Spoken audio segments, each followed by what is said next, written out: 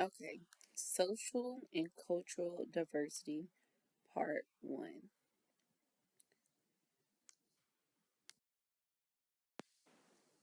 Cross cultural, multicultural, and intercultural counseling is all the same things.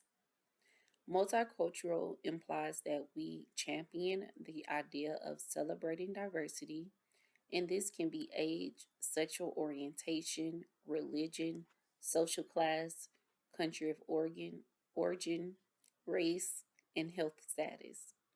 Multicultural counseling is counseling a client from a different social and or cultural background. It emphasizes respect for differences. ACA division that deals with multicultural counseling is the Multicultural Counseling and Development, AMCD, intended to raise cultural, racial, and ethnic understanding and empathy. So the ACA, American Counseling Association division that handles or deals with the multicultural counseling is the Multicultural Counseling and Development, AMCD. The APGA became the AACD until 1992 and is now the ACA. So if you see APGA, just know it was APGA, AACD, and now it's ACA, American Counseling Association, which contributed to the growth of cross cultural counseling by the 1972 formation of the Association for Non White Concerns in Personal Guidance, later known as the Association for Multicultural Counseling and Development, AMCD. The Civil Rights Act of 1964, prohibiting discrimination for reasons of gender, race, religion, or national origin, was instrumental in terms of setting the stage for minority concerns. So we have some stats. Research suggests that clients from minority backgrounds have been misdiagnosed, misunderstood, and found counseling less helpful than those from the majority culture. Clients from minority culture tend to seek out counseling less and drop out sooner. A culturally competent counselor can be successful regardless of the client's background. Majority culture, also known as macro culture, is the dominant culture or the culture that is accepted by the majority of citizens in a given society. So, majority culture and macro culture doesn't necessarily mean that it's the most people, but it's the most accepted by the citizens. So, it's the dominant culture.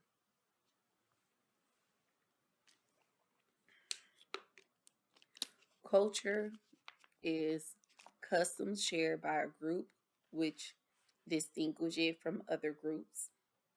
Values shared by a group that are learned from others in the group. Attitudes, beliefs, art, and language, which characterize members of a group, often pass from generation to generation. And that is the definition of culture: customs, values, attitudes, beliefs, art, and language shared within a group and passed down from generation to generation. Culture can be defined by those customs which set him or her apart from another culture.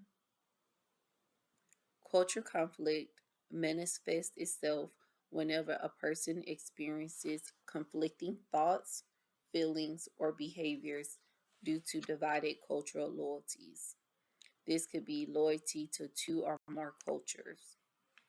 The second definition of culture conflict is can be described can describe the difficulties which arise when persons of different cultures live in the same geographical area.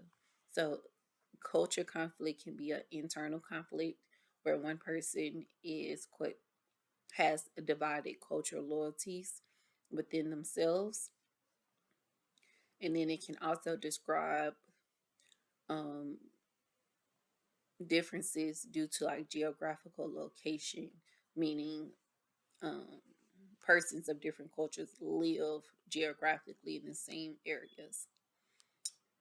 Privilege: some individuals have an unearned advantage given that person's dominance, access to resources, giving that person dominance, access, access to resources and power. So privilege, some individuals have unearned advantage given that person's given that person dominance as access to resources and power. In ideal in in an ideal world,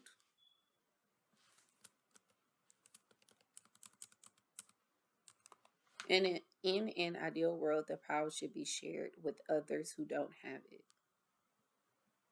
Cultural relativity or cultural relativism: a behavior cannot be assessed as good or bad except within the context slash rules of a given culture. The behavior must be evaluated relative to the client's own culture. Effective counselors must transcend the culture bound values barrier. The culture bound values barrier is when the counselor is bound by their own values and tries to impose them on the client. So culture bound values barrier is when the counselor is bound by their own values and tries to impose them on the client. And culture relativity or relativism is behavior being assessed given that person's culture. Material material culture, also known as artifacts, are tangible items such as books, paintings, homes, tools, jewelry, etc. Non-material culture are intangible items such as customs, values, humor, social ideas, or traditions. That's non-material culture. Cultural awareness: a counselor understands cultural factors. That's having cultural awareness. The opposite of cultural awareness is cultural tunnel vision. Cultural epoch theory suggests that all cultures, like children, pass through the same stages of development in terms of evolving and maturing.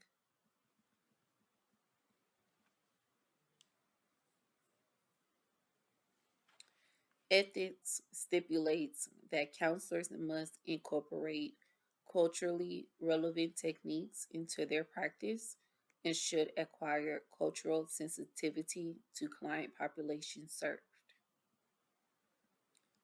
Socio- Socioeconomic group equals the cultural group.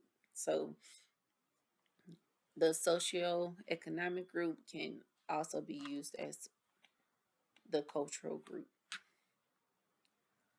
Race is the identification of individuals via distinct physical or bodily characteristics such as skin, color, or facial features.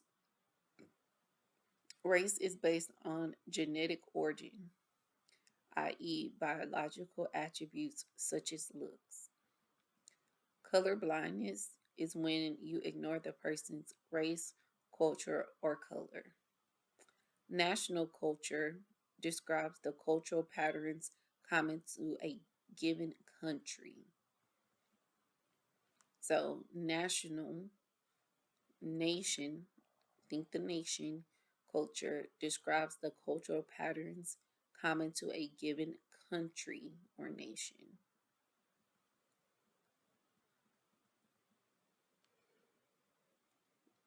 Ideal culture is the way individuals are supposed to behave. It's what's ideal to that culture. Real culture encompasses all behaviors within the culture, even those which are illicit or frowned upon. Just real culture, how things really are, good or bad, right or wrong. Counterculture is when a group of persons vehemently opposes the values of their culture or the dominant culture. That's counterculture. Going upon one's own culture or the culture of the dominance, or also macro culture. I have a little box of things to know.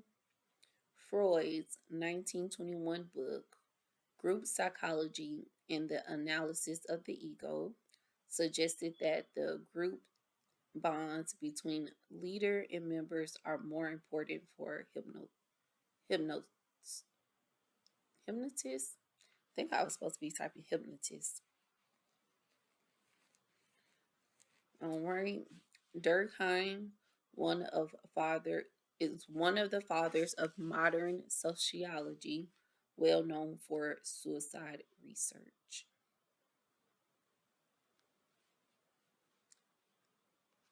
McDougall.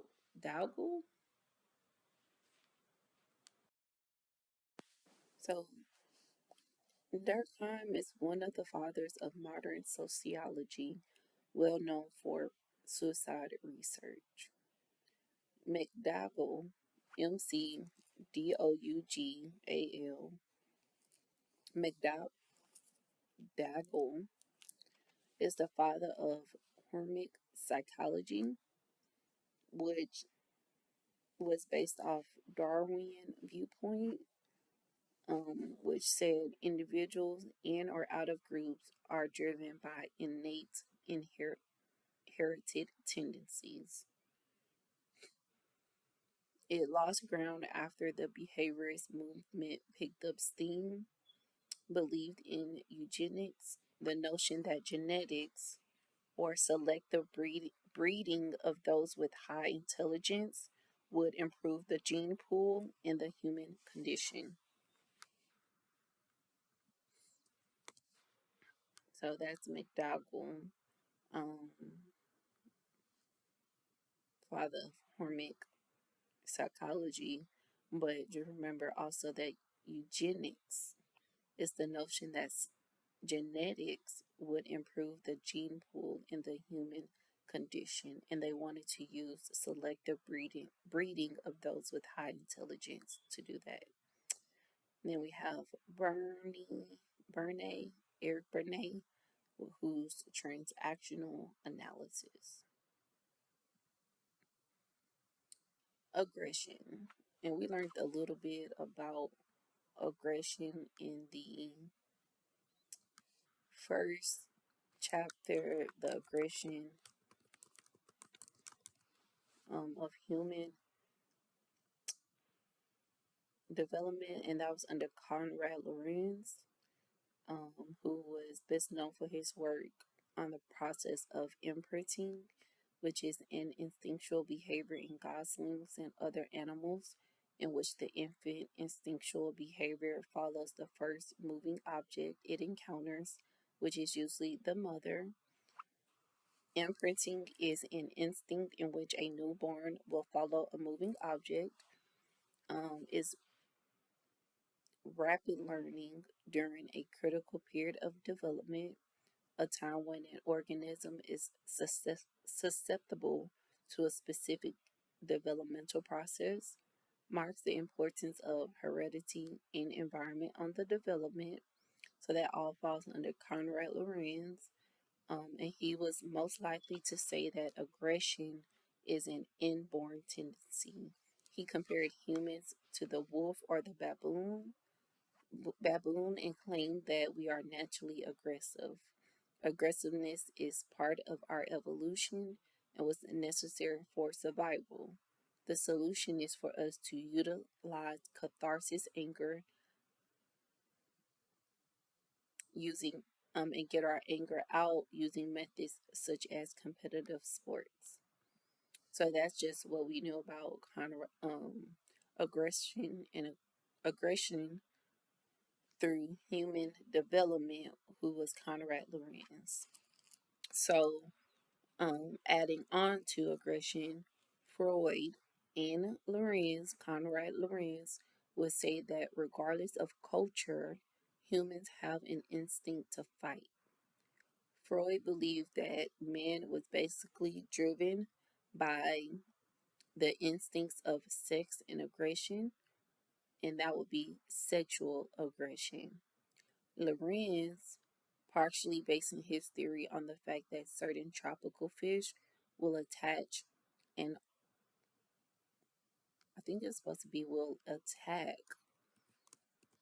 an alternate target even when the actual target of aggression is removed, is another believer in the so-called innate aggression theory. And his was animalistic aggression. So he's basically saying like if you have certain tropical fish in a bowl and there's one who is the target of aggression or like he's the initial aggressor and then you remove that one, certain fish will still attack an alternative target, which is what he believed is animalistic aggression.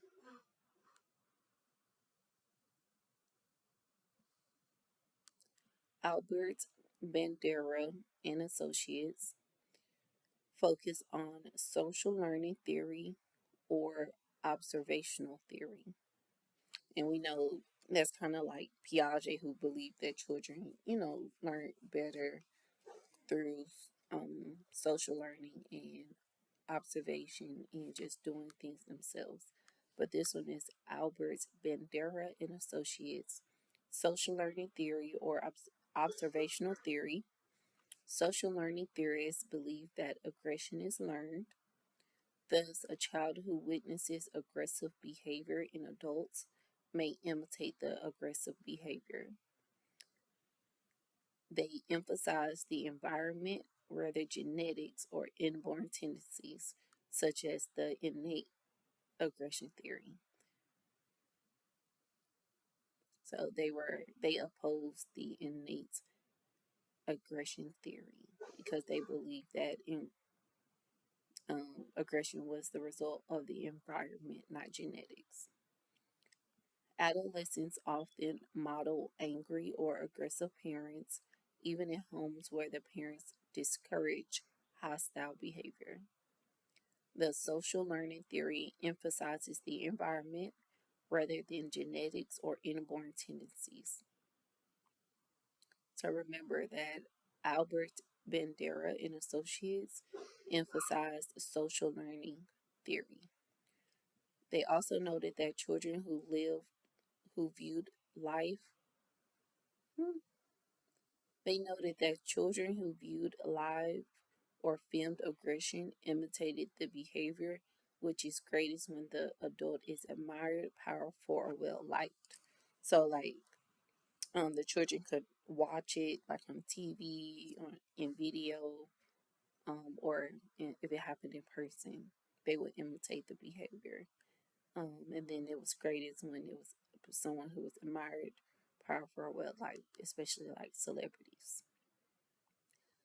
Lastly, adolescents often model angry or aggressive parents, even in homes where the parents discourage hostile behavior.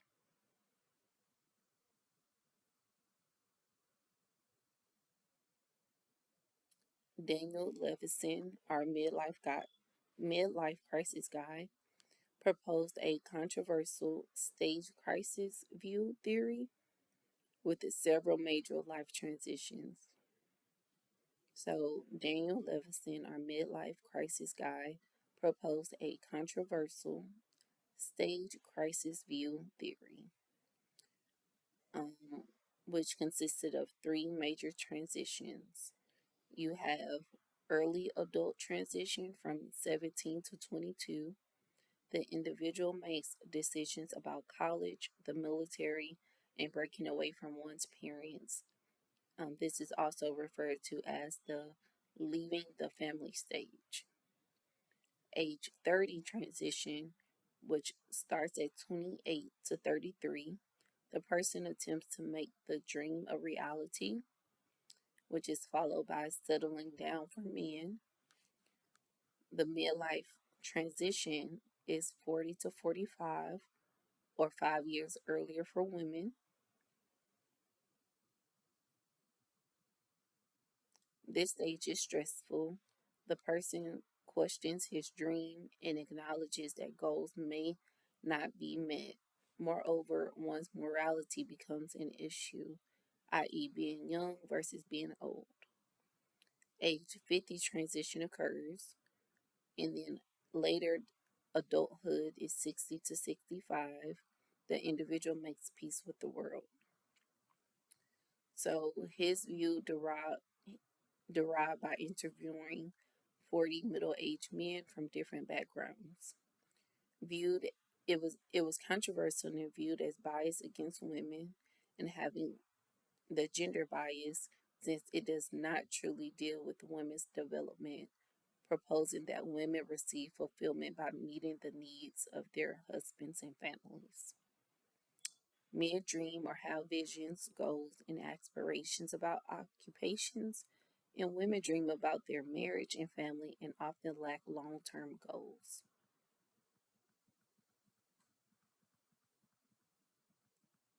Then we have interpersonal attraction, which is social psychology, proxemics, which is the study of proximity, relates to personal space, interpersonal distance, and territoriality.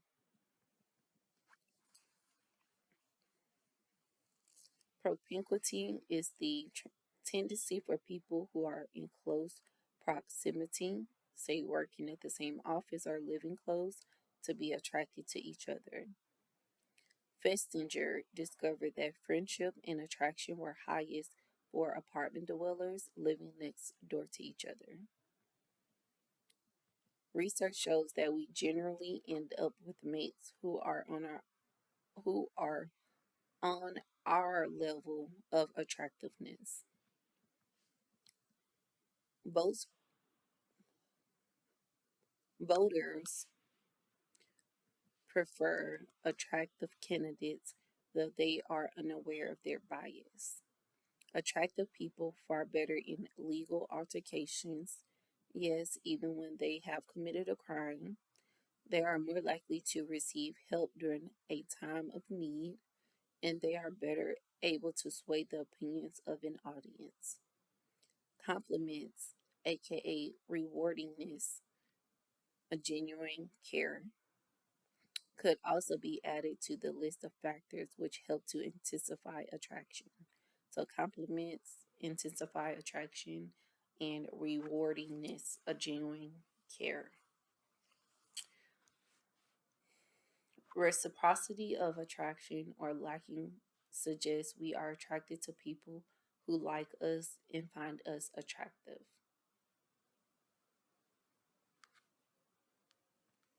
And remember, propinquity is the tendency for people who are in close proximity to be attracted to each other. And proxemics relates to personal space. Oh, proximity, the study of proxemics, the study of proximity relates to personal space, interpersonal distance, and territoriality.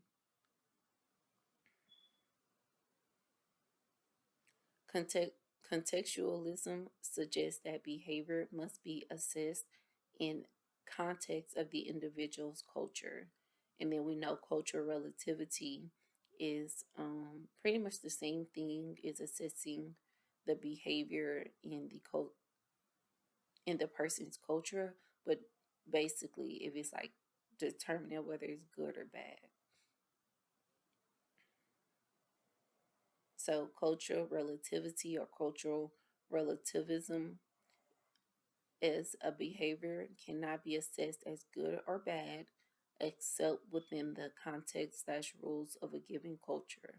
The behavior must be evaluated relative to the client's own culture. And then we have contextual contextualism suggests that behavior must be assessed in context of the individual's culture. Worldview is a person's perception of his or her relationship to the world as a whole. Frank Parson, the father of guidance, acknowledged the significance of culture.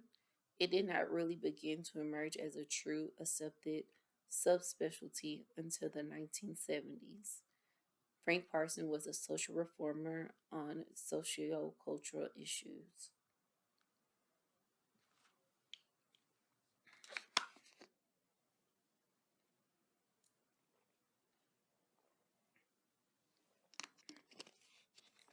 Carol Gilligan, she was assistant to Lawrence Kohlberg. And remember, Kohlberg is our moral development, pre-conventional, conventional, and post-conventional. She was critical of Kohlberg theory of moral development because it was more applicable to males than females. It did not delineate the notion that women place more emphasis on caregiving and personal responsibility than do men who focus more on individual rights and justice. The civil rights, um, so Carol Gilligan, she worked under Lawrence Kohlberg, but she was critical of his theory because of it putting women in the place where we are just caregivers.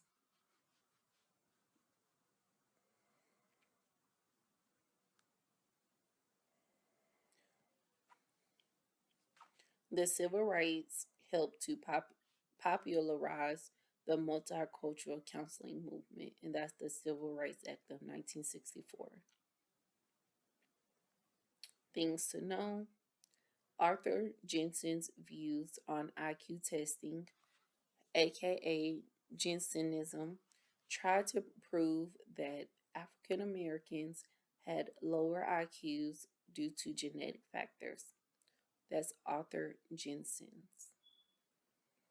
Terrace off duty is the counselor's duty to warn an intended party who may be a target of danger slash violence.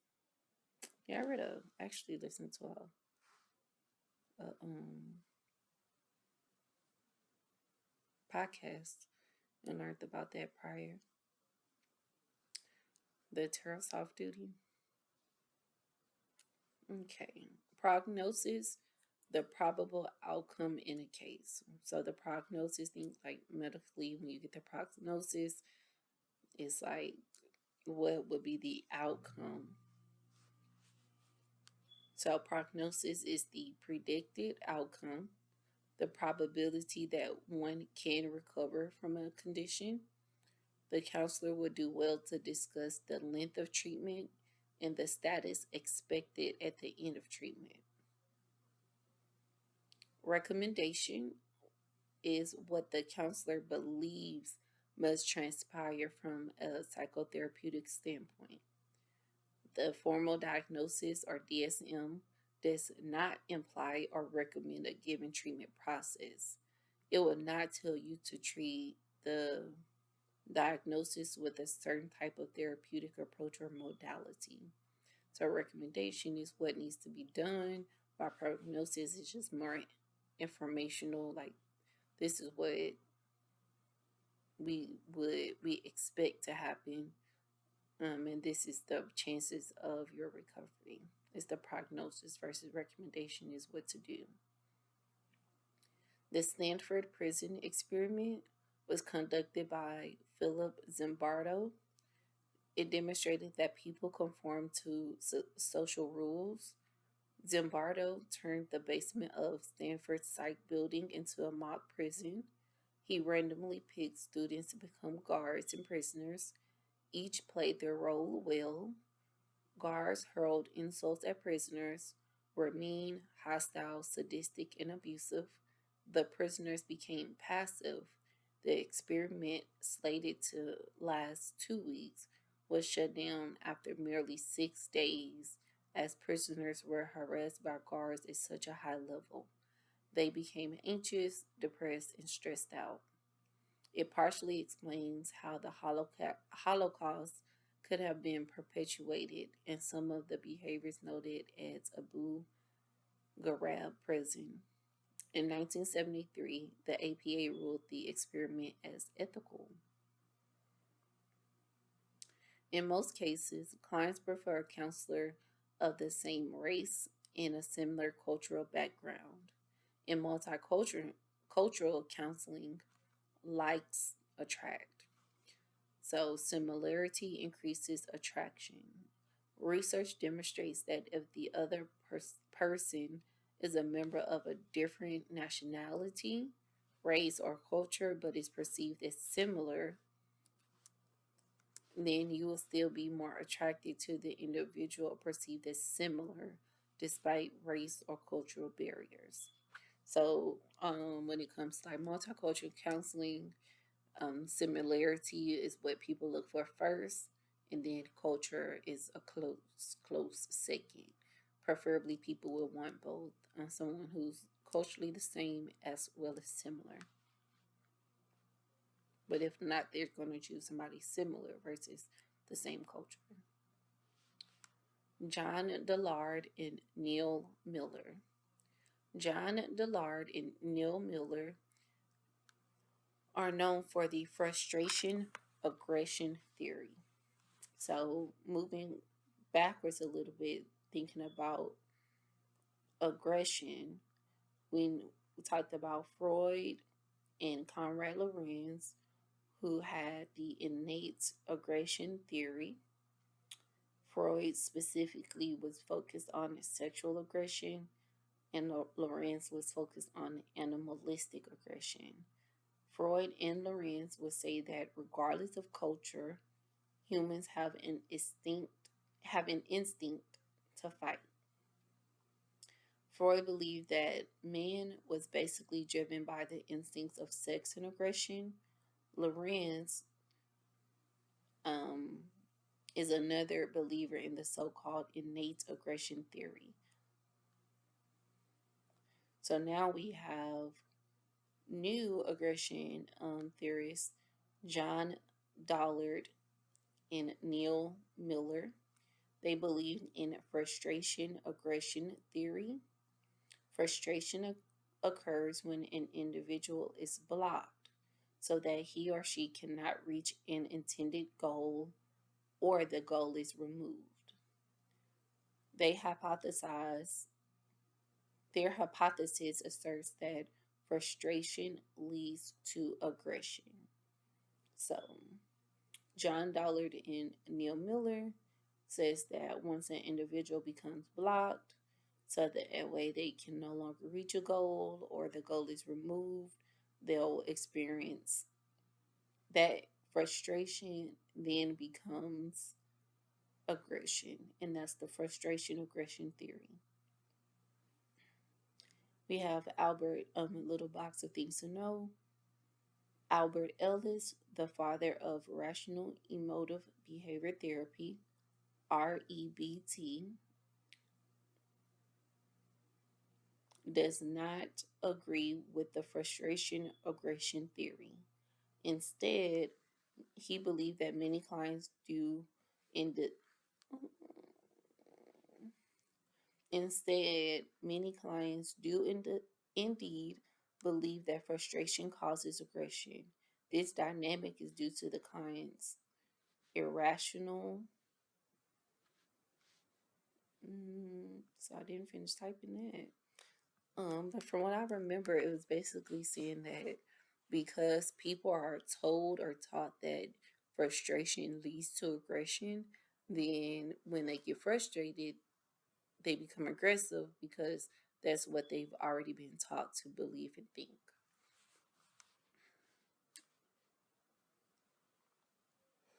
Like we know that in REBT, the goal is to think less emotional and more logical.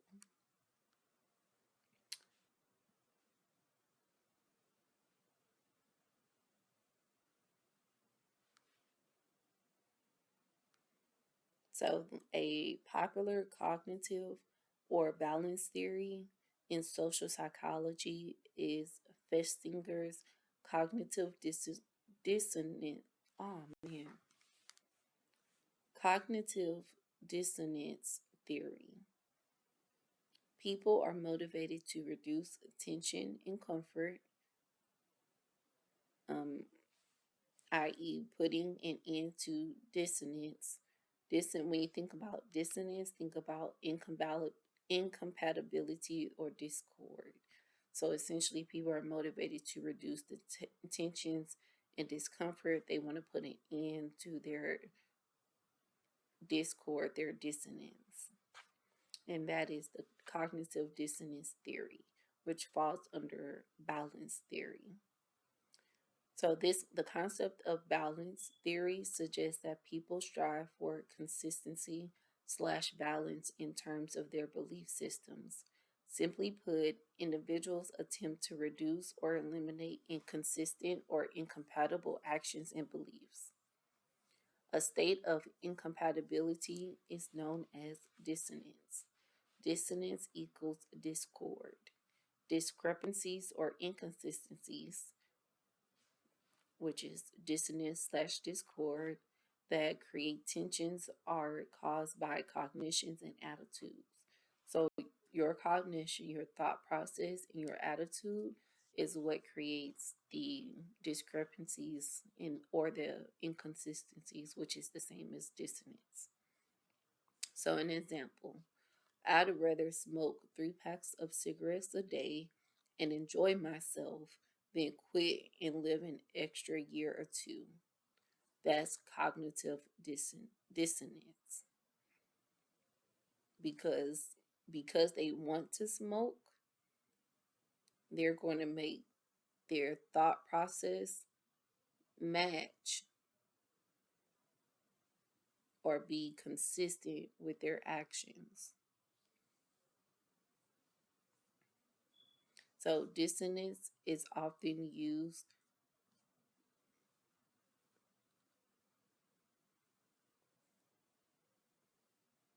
says is often used using denial. Example, sure, I smoke, but the research suggests that suggests that it is harmful is not accurate. So that's cognitive dissonance using denial because yes, smoking cigarettes is bad, but they want to be in denial and use denial so that way their cognitive dissonance is balanced.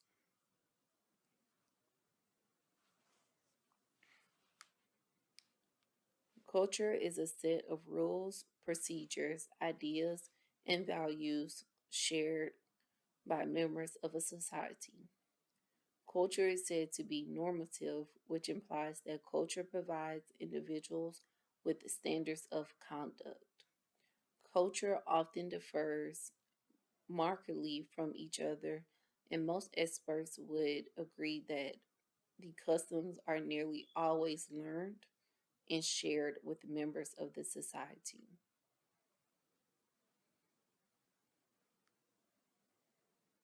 Which makes sense because remember, the definition of culture is customs shared by a group which distinguish it from other groups, values shared by a group that are learned from others in the group, attitude beliefs are in language which characterize members of a group, often passed from generation to generation.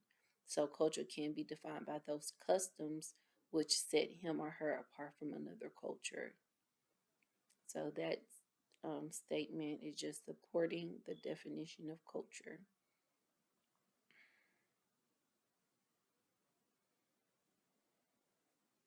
And that was saying culture is a set of rules, procedures, ideas, and values shared by members of a society.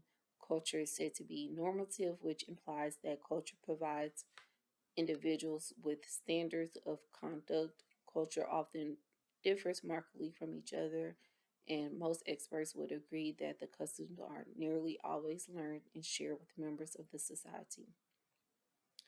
A statistical norm measures actual conduct, while a cultural norm describes how people are supposed to act. So, a statistical norm measures actual conduct, it's the real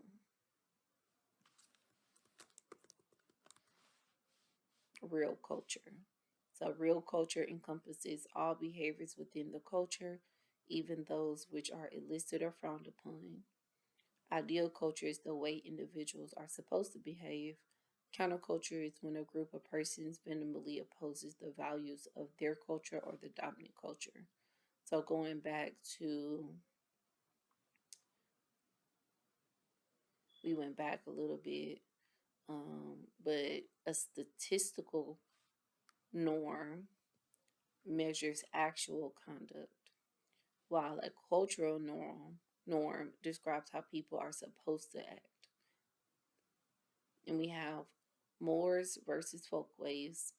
Mores mores are beliefs and social customs regarding the rightness and wrongness of behavior. Mores develop as a given group decides what is good and bad for the welfare of the people. People are generally punished for violating the mores. Mores are behaviors that are based on morals. Example, you killed three people and robbed a bank. You violated mores, and your behavior could indeed result in a serious punishment. Folkways, like mores, describe correct, normal, or habitual behavior. An example of a folkway would be an American drinking a large bowl of soup directly from a soup bowl rather than using a spoon. Then you violated an American folkway, which is just uh, the correct, normal, or habitual way of doing something. The difference is that breaking folkways generally results in embarrassment, while breaking mores causes harm to others or threatens the existence of the group. Cultural relativism. In some Japanese cultures, it is considered good table manners to drink soup out of a bowl as it were a cup. So, even in folkways, you have to be cognizant of cultural relativism. You have the national culture, which is the country. You have the ecological culture, which is climate or geographical environment. The ecological culture in the ecological culture, often the result of practical and survival behaviors related to the climate or the resources in given physical or geographical environment. So think about eating, drinking, clothing, and shelter behaviors would clearly be different based on the region. So that's the ecological culture. Think about what is needed based off where you are located.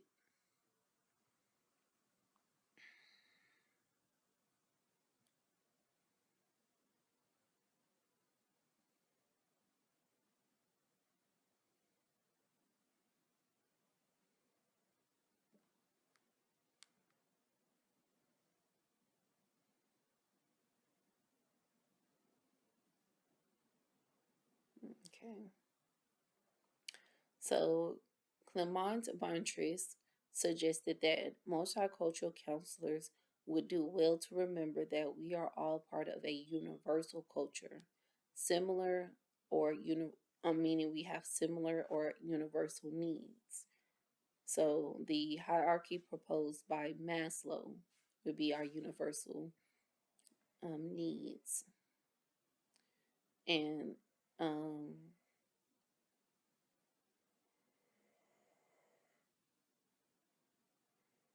so Clement Fontres suggested that multicultural counselors would do well to remember that we are all part of a universal culture, meaning we have similar or universal needs for food, water, air, and sleep, regardless of our cultural affiliation.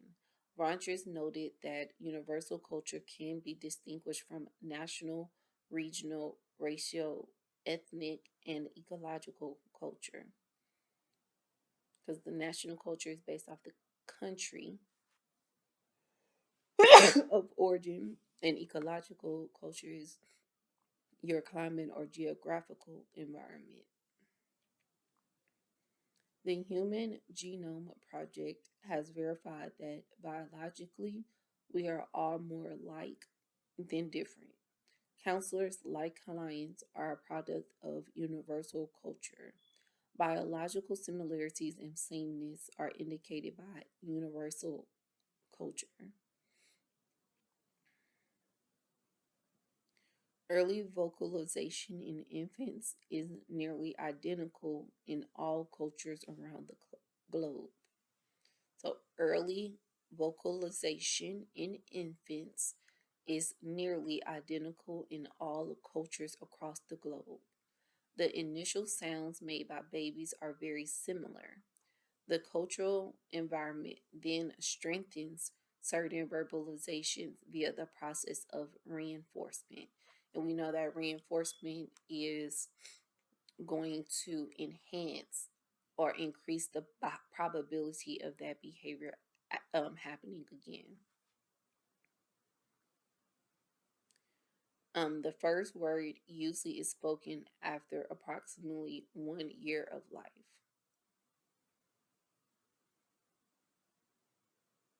So the cultural environment then strengthens certain verbalizations via the process of reinforcement. The child may use one or two word phrases initially.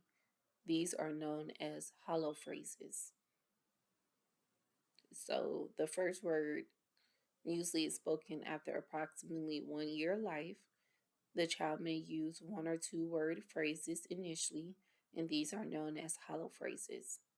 Initially, the child's language is egocentric, meaning coming from their own viewpoint, just one viewpoint, because they can't understand the viewpoint of anyone else. By the 4th year, most children can construct simple sentences. Anne Fernald of Stanford University discovered that by age 2, there can be a 6-month language gap between children who are living in poverty and those who are not. This could be dubbed as socioeconomic status, lack of environmental stimulation in any socioeconomic bracket, i.e., an unstimulated environment, does indeed hinder vocalization development. So that's specific to Anne Fernald.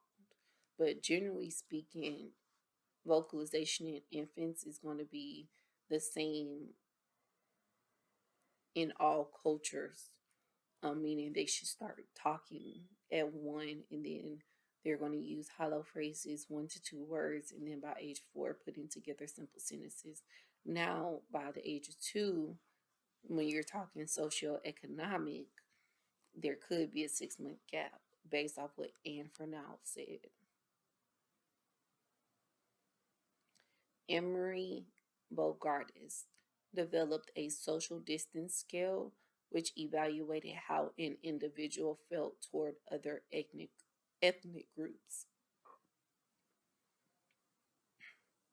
Ethnicity is that which pertains to a large group of individuals who are characterized by national, religious, linguistic, or cultural attributes. Measurement of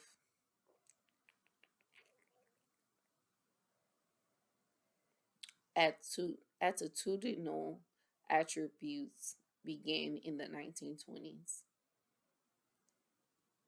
The Bogardus data were indicative of negative attitudes towards a number of groups, including African Americans, Jews, Mexicans, and Turks.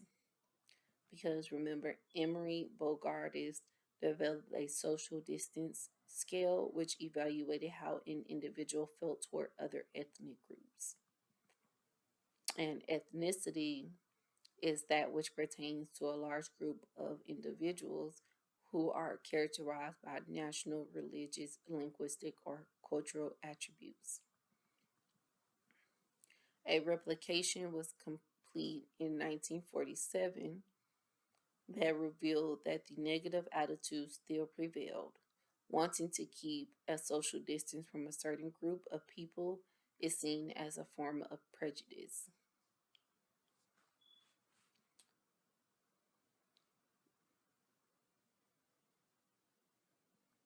So, wanting to keep a social distance between certain groups of people is a form of prejudice.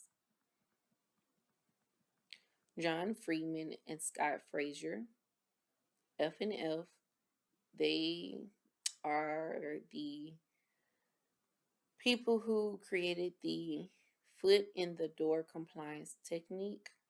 It asserts that when a person agrees to a less repugnant request, then he or she will be more likely to comply with a request which is even more distasteful.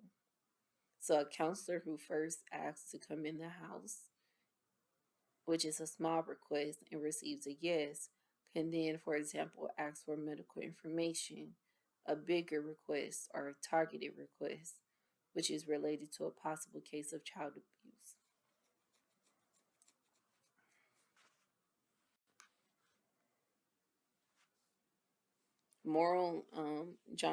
Jonathan Friedman and Scott Fraser moral of experiment is to always ask for a small favor and you'll have a better chance of getting a yes for a larger favor. National culture is the official language, stated viewpoint, central government. Think big business and tech are lessening. Oh, just know that big business and tech are lessening the gap between national culture. Traditional cultures will eventually be supplanted by a unified world culture or a unified global culture as we all continue to have access to the same things. Third culture kid, TCK, are children raised primarily in a culture that is different than their parents' culture during their formative years. So, like if a parent migrates from somewhere to like the United States, for example, and their child during their formative years is growing up in that new location, that's a third culture kid. Universal culture and human culture are interchangeable.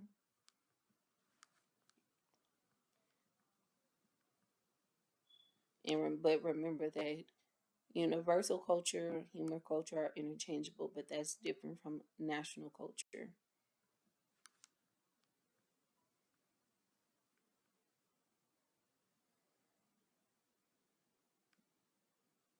And national culture, which is based off the country, is different from the ecological culture, which is the climate or geographical environment. So culture is norms and values. Society is a self-perpetuating independent group which occupies a definitive territory. So cultures operate within societies. However, all members of a society may not share the same culture. So society is a self perpetuating independent group which occupies a definitive territory. That's society. Culture, cultures operate within societies, and culture are people who have norms and values that get passed down within from generation to generation. And these cultures operate within society. But a society may not share people of the same culture. So within the society, you can have people from culture A, culture B, culture C.